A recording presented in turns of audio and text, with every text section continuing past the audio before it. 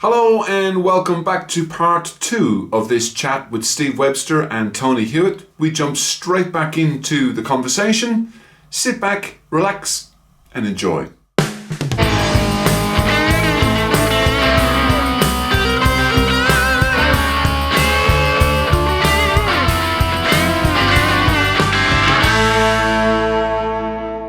What was your most famous or controversial win? You mentioned the... Yeah, I think I would say for us, Tony, it was probably going round the outside of Rolf and Kurt at the British Grand Prix when they'd, I think it was about 87 or 88, 87 I think it was, and they'd probably the last 3 or 4 laps it was coming up to it, and he was really good, was Rolf, at being able to just dictate a race. If he got in front, he used to be very wide. He used to make his outfit very wide to get past, and he knew exactly where to put it so that you couldn't get past. Yeah. And we'd been looking, hadn't we, for a bit, and looking, and I just thought, do you know something? I think, you know, like Gordon's are big enough, just go around the outside of him, on the outside, around Craner Curves. And we sort of like looked a little bit, and so we did it, didn't we? I could feel it coming. Because you know, you come up behind somebody and you're going faster than them. Yeah. And I could feel the bike was sort of going, which way can I go past him? And it was like, and that way, and it went round. Craner Curves though just makes, and you instinctively knew that Steve was going to have a. Well, you just got to go with it, haven't you? Yeah, you're coming with me, aren't you? Well, I mean, obviously that made the corner tighter because we were going round the outside of the corner. So obviously you've got to get out a bit further or a bit longer. Yeah. You know, until you straighten up a bit to come back in again for the old hairpin, is it? Yeah. Yes. Yeah, down the bottom there. Yeah. Yes, that feels good, doesn't it? Feels good. It was nice, was that? Yeah. Now we mentioned this earlier: 2-stroke or 4-stroke to drive, and 2-stroke or 4-stroke. Mark Gash asked this as passenger-wise to start. Well, I can't. Not really the right one to ask for that. I did race a bit of 4-stroke with my brother at club level, right? With a 1000 Kawasaki, and all I can remember is it was a great time with no breakdowns. Right. But once we got into the Grand Prix, for me it was just all 2-stroke. Right. So I'd retired before it went 4-stroke. Right. But it's getting so, and this is something I didn't know, is you were actually out of the position pushing as well. At one time with the 2-strokes, a lot of the lads used to sit in the bikes, the riders, and just leave it to the passengers to push, hoping that they had enough power and enough go in them to be able to drop, to get the thing moving fast enough to drop the clutch and go. Yeah. But we found it was, we had a little bit of an advantage for a while, was that it was impossible on the long bikes for the rider to push and to hold both the handlebars, both the throttle and the clutch, because you just couldn't do it. Yeah. A lot of them used to cut big slit like at the side of the fairing so they could do it, but obviously then that made the fairing weak or aerodynamics. So we built a little, just a tiny little bit of aluminium that used to clip underneath. You used to open the throttle for about little, like 1/8 open, and then you used to put this little clip down, and it used to hold it a little bit open, so that then I could then push on the fairing and obviously get all the handlebars with the clutch, and I'd push, drop the clutch and grab it, and it'd be like, and then I'd jump in, and as soon as I got all the throttle and wound it on, it would click up, and then it was out of the game again. So we had that, and we had it for a long time before somebody else collared onto it. I don't think you even knew, did you? No, I didn't know. But it was a good, it was a good, that was a good advantage. It's just little things like that sometimes that you stumble across, let's say. Yeah. I mean, another one was that I didn't find out until afterwards, until it went 4-stroke, was Masato Kamano was a Japanese lad, and he used to always have a really fast engine, and it always used to just come out of the corners and just go, and it had gone. And it wasn't until years afterwards, normally when you go really hard braking in the corner with a 2-stroke, and you get them skipping and jumping a bit, the floats in the carbs that jump around, right, and then they'd run a bit rich on the float height, just that initial bit when you open the throttle, and then you're off again. Yeah. But everybody just accepted that's what happens sometimes if you go into bumpy corners. But he had an electric pump, and he'd got a brake light switch And when he put the brakes on, it used to knock his pump off, his fuel pump off. So when he used to sort of brake, obviously you don't need any fuel. And his pump won't think, so therefore, you just come out of a corner, gone. Like, if I'd known that at the time, that'd have been alright, wouldn't it? But over the years, there's so many little tips and... Yeah. I mean, I remember biggest one for me was getting out for left-handers too soon. Right. And I remember we're following at Sweden, at Anderstorp, following Billen and Kurt Waltersburg. And so you're flat out, and then you're coming into fairly tightest left-hander. And I've seen loads of other passengers do it. You think, I better get out in good time.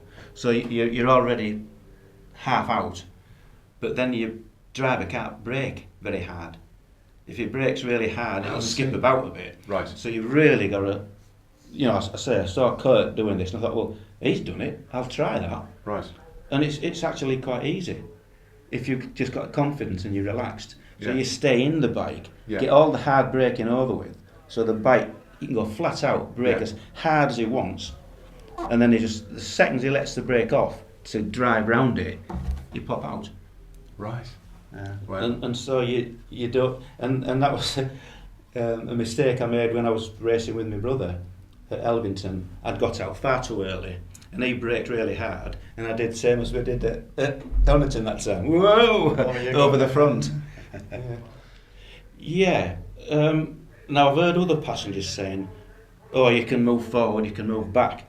And to be honest, I don't go along with that. Not when you're moving. Right. Because you can't, it's like two drivers. If you're moving about, it's changing the dynamics of the bike. Yeah. So, but there was like classic one at Donington, as you're coming back up, before you come onto the back straight. So you would say the bike gets very light there. So that corner, get forward. Right. And then on other corners, I would tend to be further back. Yeah. And although I would have a different style to a lot of others. Yeah. Whatever it was, it worked. It does, didn't it? So you just do what works for you both. But like I say, at that corner, I would get much further forward. Yeah. But you discussed that in the paddock beforehand, Yeah. So you don't start moving about while you're on the bike, but you get it preordained, as it were, to do that at certain corners when the front's light. Right. You'd never get anywhere, would you, if you were both sort of if you're both moving. If you're both doing it, you just go round in circles. I know that's the key to go round in circles, but obviously as fast as you possibly can. But it's, you'd never you get wouldn't anywhere, know, would you? the bike would be handling differently each time. Tom and Ben Birchall, they reckon that when they're racing, he can't even feel his brother move.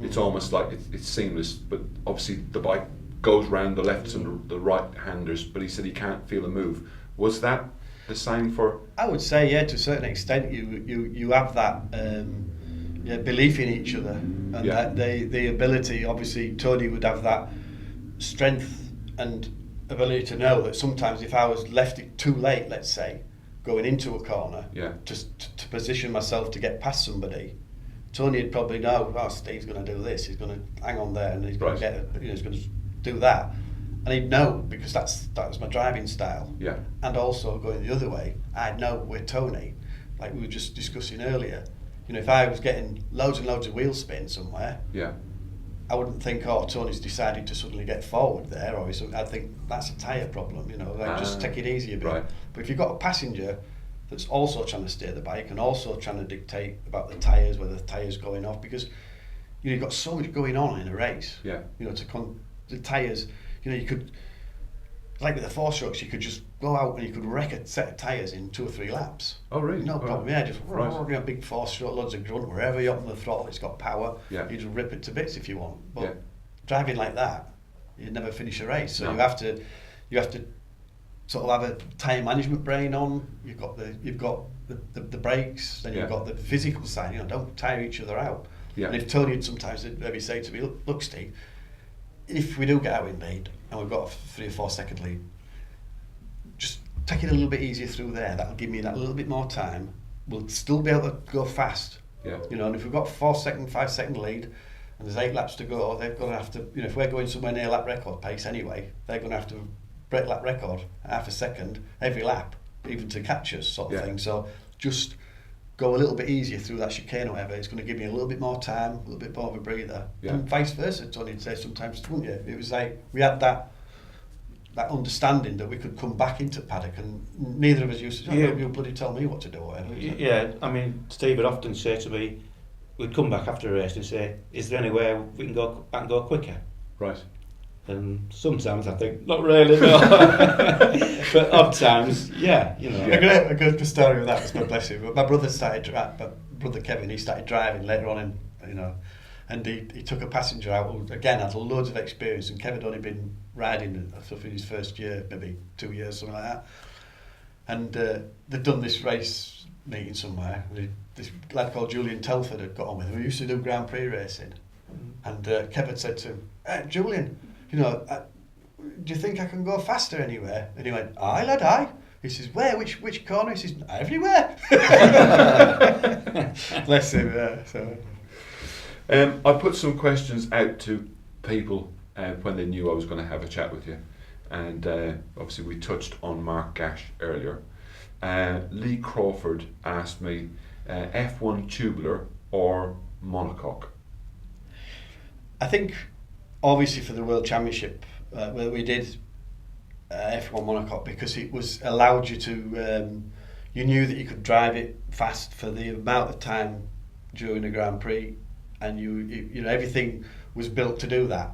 With the tubular one, with the F1 tubular, which was what we'd started our racing off with. Me and Tony started off on a Windle one. It was a smashing little bike, great, but you couldn't go and race a 25-30 lap Grand Prix over an hour on a conventional against lads who were on centre up steering, because you just physically and mentally you couldn't do it, because it was. Because even the long ones would be on forks, wouldn't they? Yeah. Where are they? Different lines. I and don't stuff. think they were leading link. Well, they wouldn't have the hub centre steering. I don't think. Wow. I don't think you can have it with a. I might be wrong. Right. I think you mean the like the long F1 tubular ones were on forks, Right. But I think what Lee was on about is like the F1 the short one or the long. Yeah, they did do. I think Colin Jacobs built one, and Tony Baker built some long, like stretched, conventional bikes. So you had. It was like getting an F2 and grabbing it and just stretching it like that, and then sticking the engine behind, which was a bit of a halfway house between the old style, let's say F2s, and the new monocoque thing. It was sort of like stuck in the middle of it, but basically it's the fork angle and having centre up steering that's the key to it all, because it keeps the front tyre flat on the floor, and that's the difference between it physically tiring a rider out and also overheating the front tyre on the edges and making it sort of grain up and push on. So it's got, for the World Championship, it's got to be a long F1, because it allows you to go faster for longer. Yeah, you said that the tyres lift on the. Well, any forks, because you've got an angle. Yeah. Exaggerating. If you turn your handlebar, I'd say exaggerating. Yeah. Turning your handles bars, then your wheel is also going on an edge. Yeah. So that has the tendency to want to go flat and pick the wheel up. Right. It's like that. If you've got it through the middle there, it does that. Yeah. If you've got it going through there, it does that.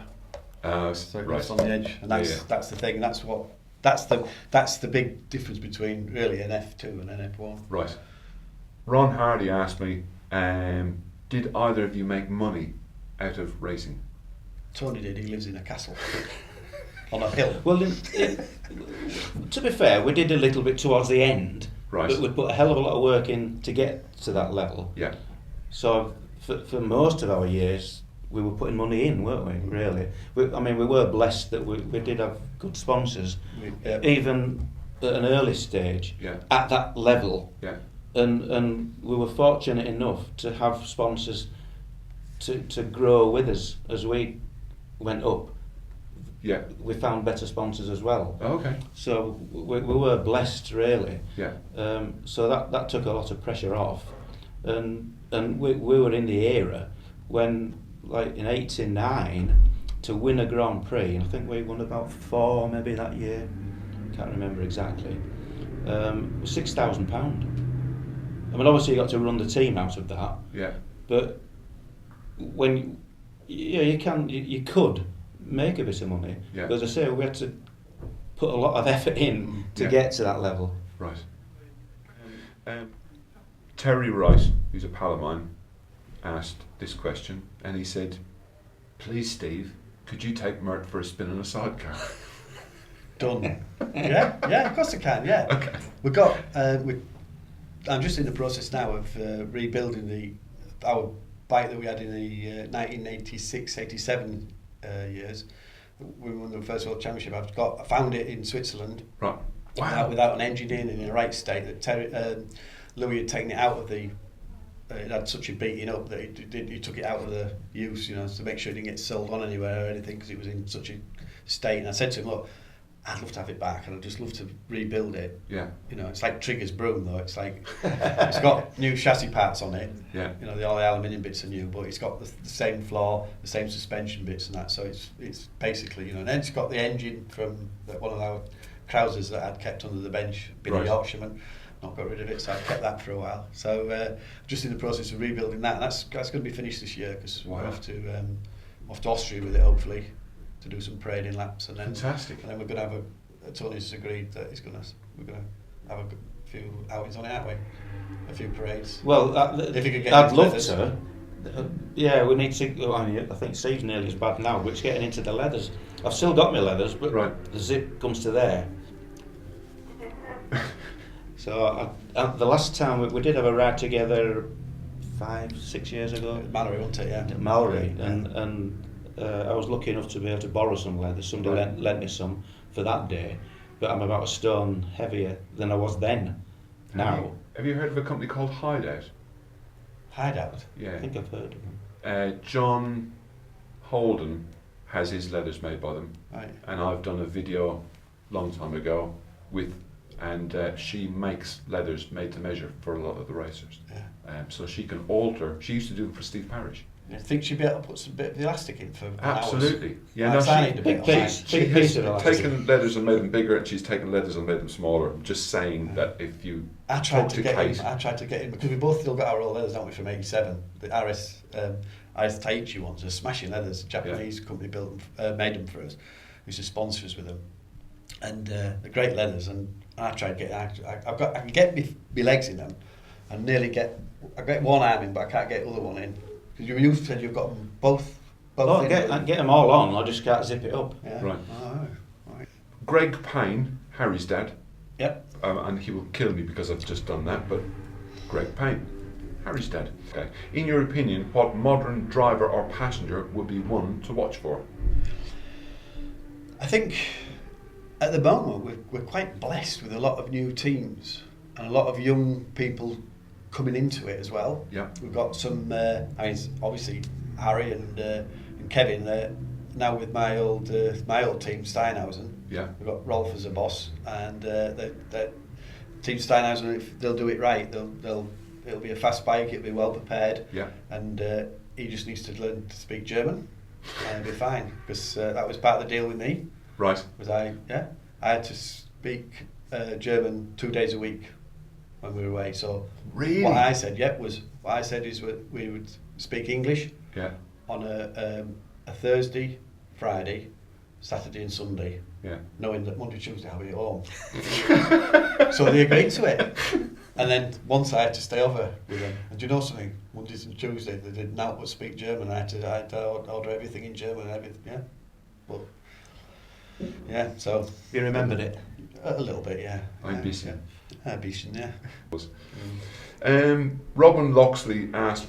He said, "Yeah, so in the 70s, the obviously the attraction was huge. Is there anything or any way that we can enhance sidecarring and try and elevate its popularity?" Well, the first thing that comes to mind is what you're doing. Bring it to more people's, more people talking about it. And I think it's like now, especially with the social media and the fact that you can actually put something like this now on the internet. Yeah. And to a certain extent, everybody can see it. Yeah. And to have that if we'd have had that when we were racing, God, would we have put that to some use? Yeah. Because we were, a lot of people used to say, "I for you, you've got your sponsors, you got this." We used to, like the amount of work we used to have to put in for it, and to have the tool of the internet now, and social media, and somebody like yourself who's prepared to go around. They should be queuing up at the door to try and get you there to sort of like, in a way, sell your wares, isn't it? It's like it's just a shop window, and I think, I don't know, maybe I get myself in a bit of trouble here, but maybe I don't know if it's something that maybe some of the modern teams they're so busy making sure the bike's right and so busy trying to find more power, and with their electronic computers and tuning all the ignition system and that, they're so busy doing that they've actually forgotten about the other side of it, which is the image side and the side of, people aren't just going to come up and give you money. No. The days have gone where your bike's on telly, so give me put a sticker, I'll put it on and give me X amount of £1,000. You've got to. I think personally now it's more of a thing of having that person and then involving them with your team and make that person feel part of your team. And if it's, we used to have a guy ringing us up on a Sunday after the race who was in England, and he would interview us both, John McKenzie, wouldn't he? He'd ring us up, ask us about the race and everything. So it was on a Monday morning, all our sponsors got a fax with exactly what had happened, the story of the race, where we'd finished, if we'd had whatever, and how it went. And so that's the first thing they see on a Monday morning when they get in there. Yeah. But we made that happen. And sometimes you'd be coming home in truck, having loaded the bike up and all the rest of it, there'd be Jonathan, here we go. We've got to go through all, it's like, here, Tony, tell him, But he'd stayed up all night, and he was going to stay up all night afterwards to do that. Wow. And probably get to bed 3 or 4 o'clock in the morning or something, whatever it was when he'd finished. And he was employed by us, let's say, to do that. But if you don't do things like that, your sponsors are going to, they used to love it. You say, because I could then phone them up later on and, don't worry, Steve, see how they'd tell me about how we got on. You've got to keep people talking about it. And as we said before, we're so let down by the media now that your motorcycle news. Well, I was going to say, the like. I used to subscribe. You've got to do it yourself. Absolutely. Almost. Yeah. But I think like you said, motorcycle news. Now I mentioned I used to pay a subscription to the motorcycle news, and I stopped. And they rang me up and said, "Why have you stopped?" I said, "Well, when you put sidecars back in, I'll subscribe again." And you guys used to be on the front cover. I used to nick my brother's MCN so I could read about the sidecars. Well, a classic one, which I mentioned to you earlier. Yeah. We were luckily we were in it at the right time for us. Yeah. And if we won a Grand Prix, never mind winning a World Championship, if we won a Grand Prix, we'd be on the front page of the motorcycle news. Yeah. A few years later, when the press seemed to take a hike, Darren Dixon, who won the World Championship, and he was relegated to a little column on about page 12. Yeah. I can remember. And he'd won a World Championship. Yeah. I can remember being sat with Darren on the boat on the way home, and he'd won the World Championship on the ferry. And I said to him, "What are you going to do next year then?" He said, "I'm going to go 500, GP 500 solo racing with Charlie Aftermar, ADM. I said, "Why?" He said, "Well, I can get more money for finishing last on the grid than I can for being World Championship in the sidecar." And I thought, that sums it up. Wow. That sums it up. Well, they took away all the prize money, didn't they, at one time? Nicked everything off us, didn't they? Wow. But when we were at the top of our game, we'd have all the top journalists all coming to the motorhome, wanting to interview us, pal, and all this business. Yeah. And then as soon as the IRTA, which is they sort of took over really, International Racing Teams Organisation, and the factories, once they took over, they tried kicking because they're not interested in sidecars like the factories. So, and all these guys who we thought were our friends just deserted us. Didn't want to know anymore. Wow. And they're all sat in the Marlborough Hospitality with the computers up, having drinks, coffees, food and that, and they're all there. And 80cc on it, 80cc, and then the 50s, 80s sidecars, 125s, they all sort of took a bit of a beating, really. Wow. But there's one interesting thing, and I often say it, and I always start by apologising that I'm not meaning to show off, but for a couple of years, Steve and I, in the Motorcycle News, were voted Riders of the Year. Now what that means is, those readers, they wouldn't have voted for us if they weren't interested in sidecars. You're right. Absolutely. So the majority of people are interested in sidecars. Absolutely. Unfortunately, when people do see a sidecar on a track, they see it with its clothes on. So what I try to do, and what I've agreed to do with some of the teams, is tech talk. So the explanation, like you said earlier, about listing all of your components and cataloguing everything, we're going to start doing a tech talk about setting up of the bike and everything, and hopefully gain some sort of interest, not just the race, chatting with people and technical side of it. You see, I think that's such a good idea. I mean, if you'd have had like when we started, if you had a book that somebody said, right, no, that's your settings, that's what you do, and if you have that problem, if you've got a problem and it's doing this or this, it's caused by that. Whether it's the towing's wrong, the suspension's wrong, the geometry of the bike's set up wrong. And people that have been involved in, like myself, for years, and have experienced all these different problems. Yeah.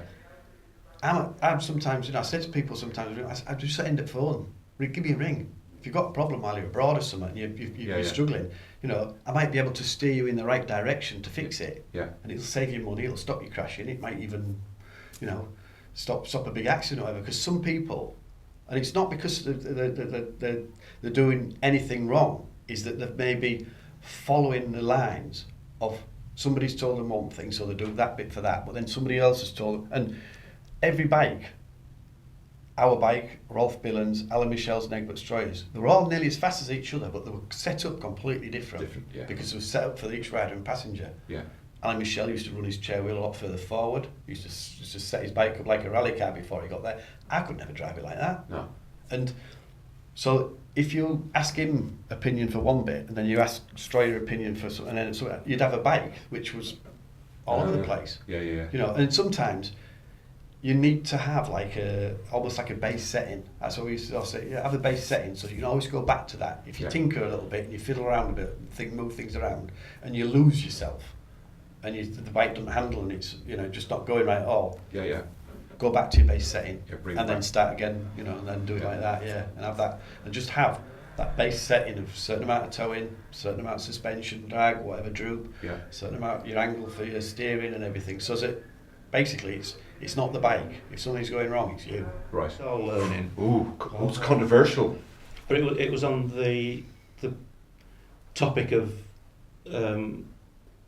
seeking advice from other people. Right. And from him.